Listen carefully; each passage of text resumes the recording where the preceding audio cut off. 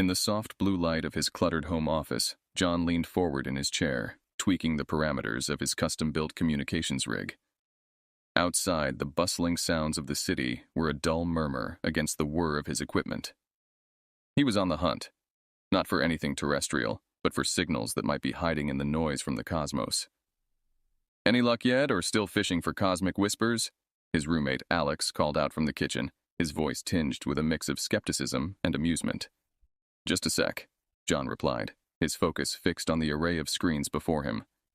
He adjusted the frequency on his receiver, a setup more sophisticated than what his budget should allow, all thanks to his knack for scavenging and improvising parts. Suddenly, a series of unexpected beeps broke the static hum. John's heart skipped a beat. "Alex, come here, you need to see this." Alex, wiping his hands on a dish towel, walked over and peered over John's shoulder. On the screen, amidst the lines of code and frequency graphs, was a clear, repetitive signal pattern. "That doesn't look like background noise," Alex said, his earlier skepticism fading into intrigue. "It's not. It's structured, deliberate. It's a message?" John's hands flew over the keyboard, isolating and amplifying the signal. The screen flickered and then displayed a text transmission. "Connection request. Origin, Galaxy NGC 4414. Galaxy NGC 4414? That's not just across the street, that's millions of light years away," Alex remarked, his voice a mix of wonder and disbelief. "Should I accept it?" John looked at Alex, excitement bubbling in his chest. "Are you kidding?" "Yes," Alex exclaimed. With a deep breath, John clicked accept. The screen refreshed, and a new message appeared. "Stranger. Hello, is anyone there?" John typed back, his fingers trembling slightly with the enormity of the moment. John. "Yes, hello, I'm John, and I'm on Earth. Who are you?" Stranger. "I'm Mira from the planet Sidara in NGC 4414. I can't believe this worked." Their conversation began tentatively but grew quickly as curiosity overcame the initial shock. Mira explained that her technology was experimental, designed to reach across galaxies. Mira. "I never really expected to reach anyone. Our scientists said the odds were astronomically low." John. "Well, I'm glad you did. What's it like on Sidara?" Mira. "It's vibrant, full of life and advanced technology, but we always thought we were alone in the universe." John shared details about Earth, humanity, and their own explorations into space, which had yet to take them beyond their own solar system. Mira. "Your world sounds beautiful. It's amazing to connect like this, despite the distance." John. "It is. Maybe we can learn from each other. There's so much potential." Alex chimed in, leaning towards the microphone. "Hi, Mira. I'm Alex. I live with John. This is absolutely incredible." Mira. "Hello, Alex. It's great to meet you both. This connection might be the start of something wonderful." As the conversation drew to a close, they agreed to talk again soon, setting the stage for an unprecedented exchange between two distant worlds. After ending the transmission, John and Alex sat back, overwhelmed. "Do you realize what this means?" Alex asked, a broad smile spreading across his face. "We've just made first contact," John said, the weight of the statement sinking in. "This could change everything." They looked at each other, a mix of exhilaration and apprehension in their eyes. Tomorrow they would be back, waiting for Mira's signal, ready to bridge the vast cosmic divide once more. The possibilities were endless, and for the first time, the stars didn't seem quite so far away. The next night, the mood in John's apartment was charged with an electric sense of anticipation. Alex brought in 2 cups of coffee as they settled in front of the sprawling array of monitors and equipment that John had fine-tuned throughout the day. "Think she'll get through again?" Alex asked, handing John his cup. "She said she would try. The tech seems reliable enough from her end," John responded, his gaze fixed on the digital readouts. The array of lights blinked in a steady rhythm, a silent testament to the unseen signals traversing the void of space. As if on cue, the console beeped loudly, signaling an incoming transmission. John quickly set his coffee down and opened the channel. Mira's message appeared on the screen, her text bringing an immediate smile to both their faces. Mira. "Hello, John, Alex. I'm here as promised. How are you both?" John. "We're great, Mira. Excited to hear from you again. How are things on Sidara tonight?" Mira. "It's peaceful. I've been looking forward to our chat all day. Tell me more about your world." John shared stories of Earth, describing the vast oceans, mountain ranges, and sprawling cities. Alex jumped in with descriptions of music festivals and art galleries, painting a picture of a vibrant cultural tapestry. Mira. Your world sounds so lively, so colorful. We have natural beauty on Sidara, but our cities are built for efficiency and function. Alex. It sounds like you've built a society that values sustainability. Mira. Very much so. Perhaps I can show you some images next time. It would be easier than describing everything. John. We'd love that. Maybe we can share some photos too. It would be like a virtual tour. The conversation shifted towards their daily lives. Mira was fascinated by human hobbies and asked them to explain everything from surfing to snowboarding. Mira. The idea of sliding on water or snow seems so thrilling. Alex. It's a lot of fun. Next time you send a message, maybe include what you do for fun on Sidara? Mira. I will. Actually, we have a game somewhat similar to what you call chess, but it's played with a three-dimensional board. John. That sounds challenging. Would love to learn it. The dialogue meandered through topics of science, with Mira explaining some of the advanced Siderean technologies. Her descriptions of quantum computing and renewable energy systems were not just conversation, they were an exchange of knowledge. John. Your tech could advance our understanding by decades. Mira. And we can learn from you as well. Your creativity and diversity seem to drive innovation on Earth. As the night progressed, the bond through digital screens grew stronger, the intergalactic distance shrinking with each shared laugh and curious question. Before they knew it, hours had passed. Mira. I must go now, but let's talk again soon. John. Definitely, Mira. Stay safe. Alex. Looking forward to our next chat. As they ended the connection, John and Alex leaned back in their chairs, overwhelmed by the profound experience of sharing their lives with someone from another galaxy. Imagine what this could mean for us, for all of humanity, John mused, his voice a mix of awe and excitement. It's like opening a door we never knew existed, Alex added, his mind racing with the implications of their ongoing dialogue. As they powered down the equipment, their thoughts were on the future, on the next conversation, and on the incredible possibility of a friendship that spanned galaxies. They were pioneers on a new frontier, and the journey was just beginning. A week had passed since John and Alex first contacted Mira. Their nightly conversations had become the highlight of their days, filled with exchanges about culture, science, and the intricacies of daily life on distant planets. Tonight, as they waited for Mira's signal, an unexpected static interference broke the calm. What's that? Alex frowned, peering at the monitors that flickered erratically. Looks like interference, but it's stronger than anything we've seen, John replied, his voice tinged with concern as he adjusted the dials, attempting to stabilize the connection. Suddenly, Mira's message cut through the static, her words appearing disjointed on the screen. Mira. John, Alex, are you there? I'm having trouble with my transmission. John. We're here, Mira. There's some heavy interference on this end, too. Any idea what's causing it? Mira.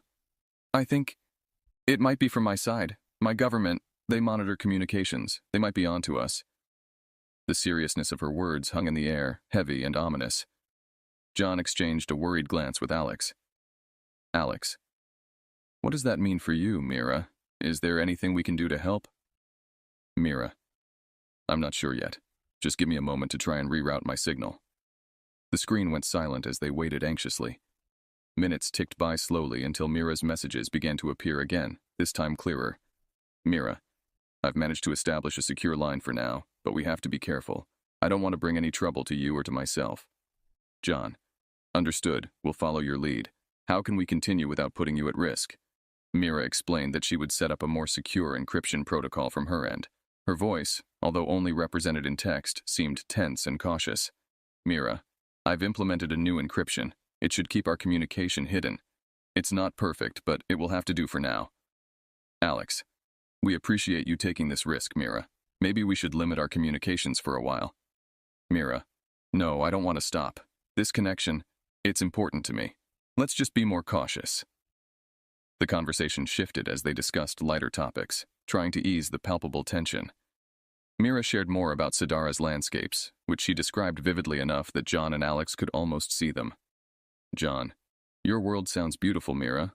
It must be incredible to see the sun set on Sidara. Mira. It is. The skies turn a shade of violet you wouldn't believe. I wish I could show you. Despite the beauty of her descriptions, the shadow of surveillance lingered over their conversation, a reminder of the dangers that such a connection posed. As the night drew to a close, they agreed to communicate again the next day, with heightened caution, but also a renewed sense of the importance of their newfound friendship. After disconnecting, John turned to Alex, his expression solemn. "We need to find a better way to protect Mira," he stated, determination in his voice. Alex nodded, equally resolute. "Let's start researching more advanced encryption methods. We're in this together." As they powered down the equipment, the stakes of their interstellar friendship had never been clearer. They were not only bridging worlds, but also navigating the perilous waters of intergalactic politics and surveillance. But the human spirit, driven by connection and curiosity, was not easily deterred. The next few weeks saw John and Alex diving deep into the realms of cryptography, fueled by the need to keep their communications with Mira safe. They upgraded their software, implemented robust encryption protocols, and constantly monitored for any signs of interference or surveillance. Despite the risks, their nightly chats with Mira became richer, touching upon deeper, more personal topics. One evening, as a storm raged outside, casting flickering shadows through the room, John prepared to initiate their secure connection. The familiar beep signaled Mira's presence on the other side of the cosmos. Mira. "Hi, John. Hi, Alex. It's been a rough day here. The authorities are tightening security measures. I'm worried they might find out about us soon." John. "We've been upgrading our security here as well. We won't let anything happen to our connection." Alex. "Is there anything else we can do from our end to make it safer for you?" Mira. "I've been thinking about that. There's one option, but it's risky." Curiosity piqued. John and Alex leaned closer to the screen, the storm's rumble a distant backdrop to the gravity of the moment. John. "What's the option?" Mira. "I could come to Earth. It's unprecedented, but I have access to a scout ship. If I can make it there, we could communicate directly and safely." The suggestion hung in the air, heavy with implications. John exchanged a stunned look with Alex. Alex. "That sounds dangerous, Mira. Are you sure?" Mira. "It's becoming more dangerous to stay and keep this a secret. On Earth, I might have a chance to be free from surveillance." John. "If you decide to do this, we'll make sure you have a safe place here. You won't be alone." Plans began to form, plotted out with careful precision. Mira explained the technology of her ship, the travel time, and what she needed upon arrival. John and Alex busied themselves with preparations, arranging for a secluded landing site and gathering resources. Weeks passed as they set everything in place. Finally, the night arrived. Mira confirmed her departure, her messages tinged with a mix of excitement and apprehension. Mira. "I'm on my way. See you both soon."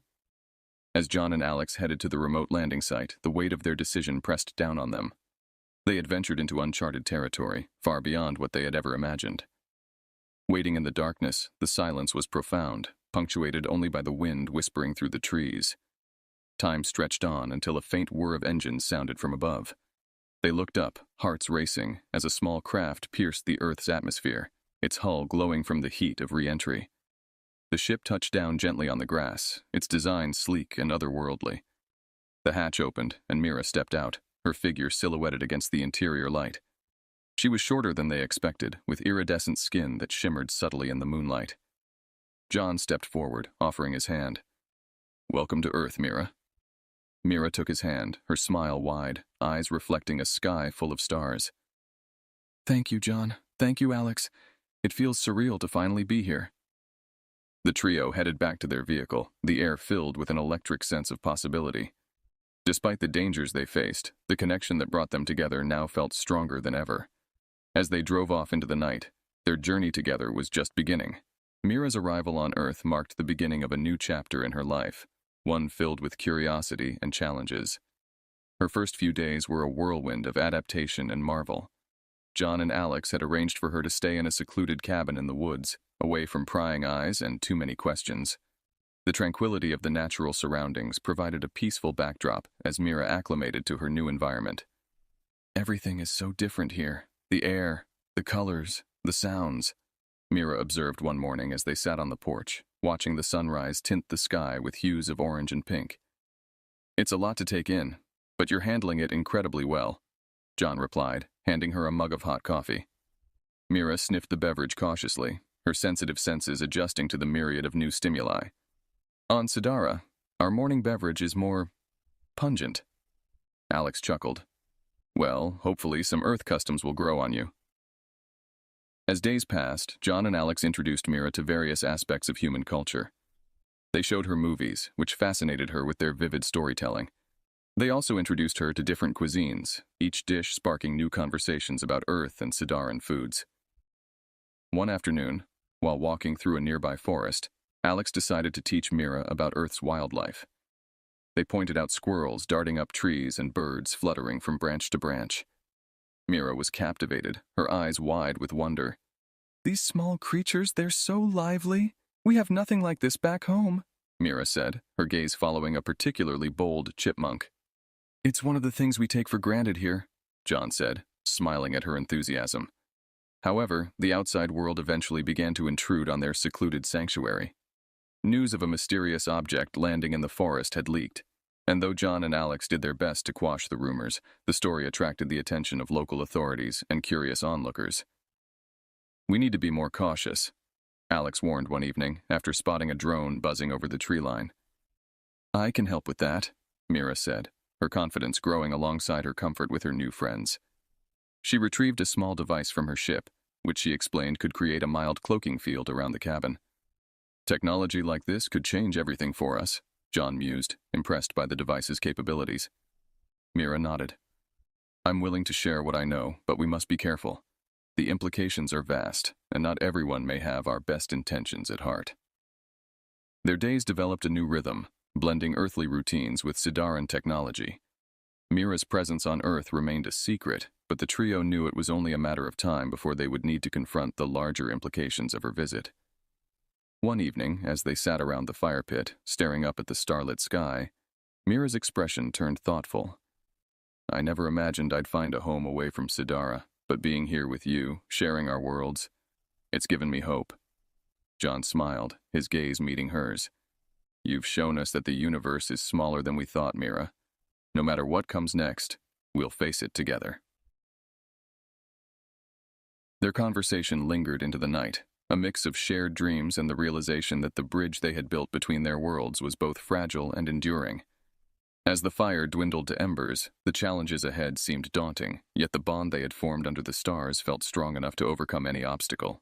The news of Mira's presence on Earth began to ripple through shadowy corners of the universe, eventually reaching the ears of a relentless Sidaran bounty hunter named Kale.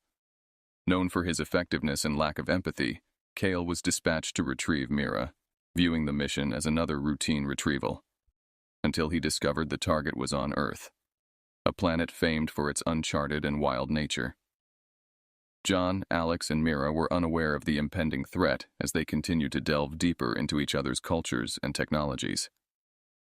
Mira, growing increasingly comfortable and fond of her earthly surroundings, began to share more about her own capabilities, including advanced Sidaran defensive tactics. One late afternoon, as they tinkered with a device Mira had brought from her ship, an alert popped up on John's makeshift surveillance system. "Guys, we've got something. Looks like an unknown craft entering Earth's atmosphere," John announced, his voice tense. Alex rushed over, staring at the monitor displaying thermal and radar signatures. "That's no satellite or space junk," he said grimly.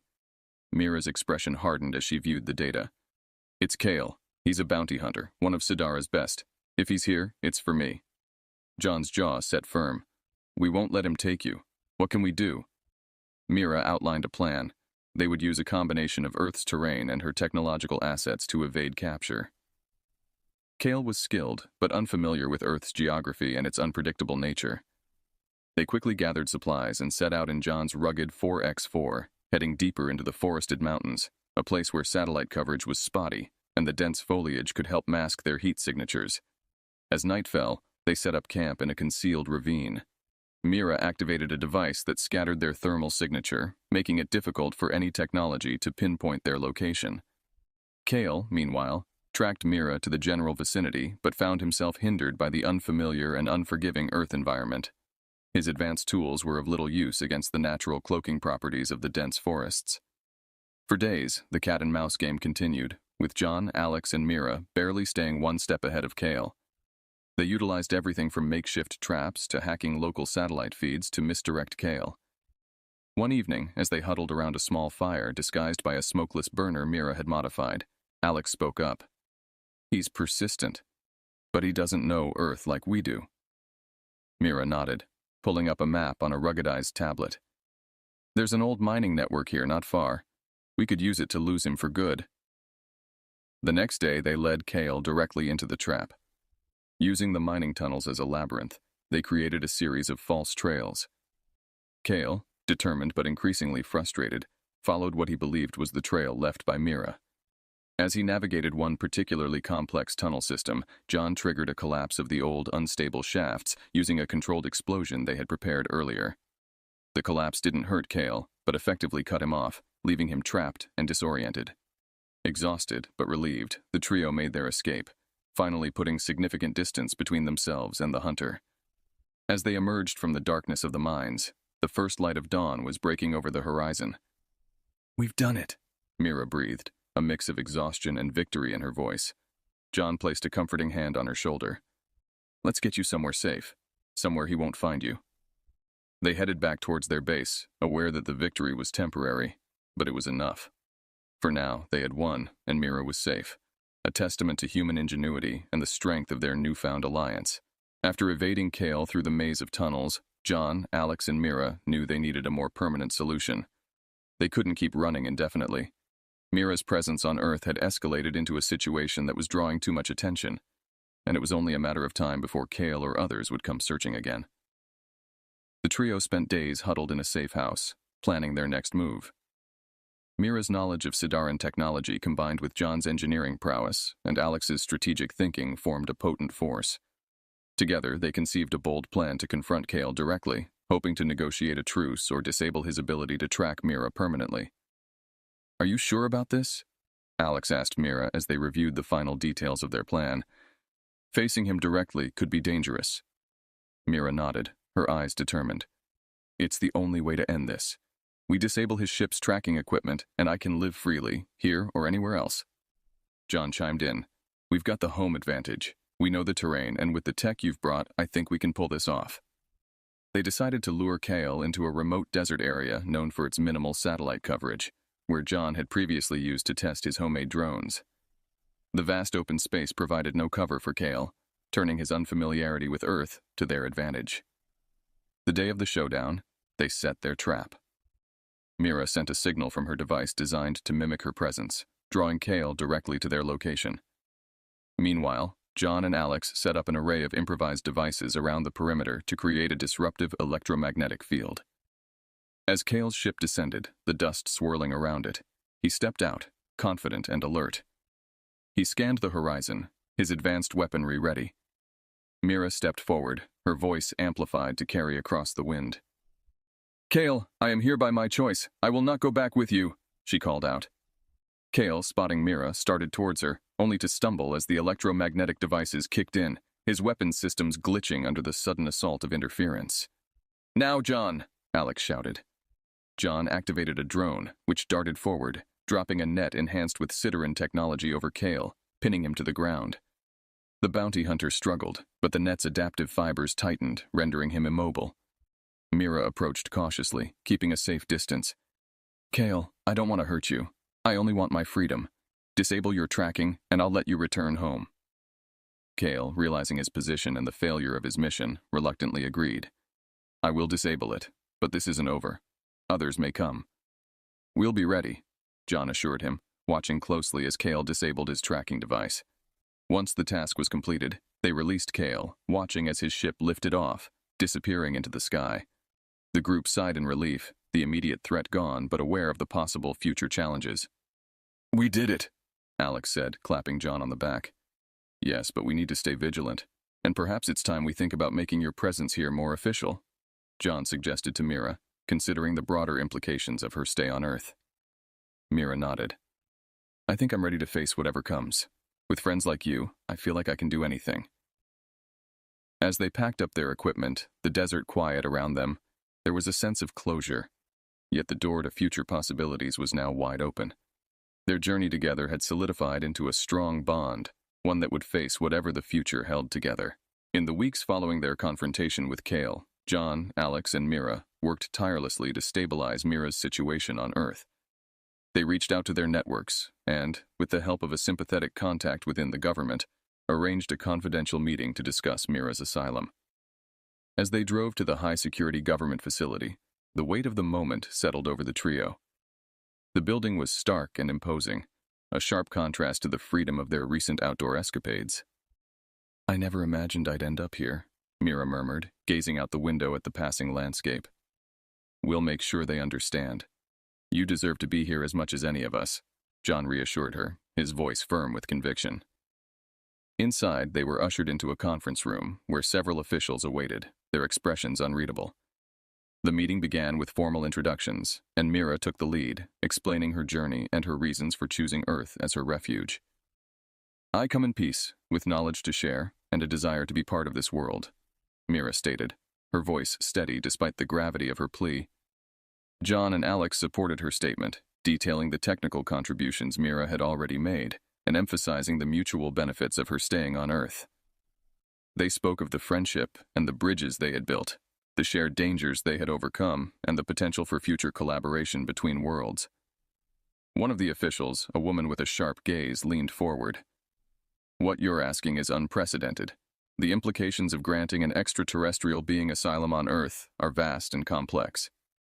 "But not impossible," Alex chimed in. "Mira's presence here has been peaceful, and her contributions are already proving invaluable. This could be the beginning of a new era of interstellar relations." The discussion deepened, touching on security protocols, Mira's rights and responsibilities, and the potential for future contacts with Sidara. Mira answered all their questions with a calm and clear-headedness that impressed everyone in the room. After a lengthy debate, the officials called a recess to deliberate privately. The wait was agonizing, filled with tense silence and hopeful glances. Finally, the officials returned, their faces now more open, a decision reached. "We have agreed to grant you provisional asylum, with certain conditions regarding your interactions and the sharing of technology," the lead official announced. Mira's relief was palpable, and she nodded eagerly. "Thank you. I am more than willing to comply with all conditions. I just want a chance to live freely among those I now consider my friends." As they left the building, the late afternoon sun cast long shadows across the grounds. They felt lighter, almost buoyant with the outcome. John placed a hand on Mira's shoulder, smiling. "You're officially earthbound now." Mira looked back at the facility, her future now secured, a hopeful gaze set on the horizon. "Let's go home," she said, the word resonant with new meaning.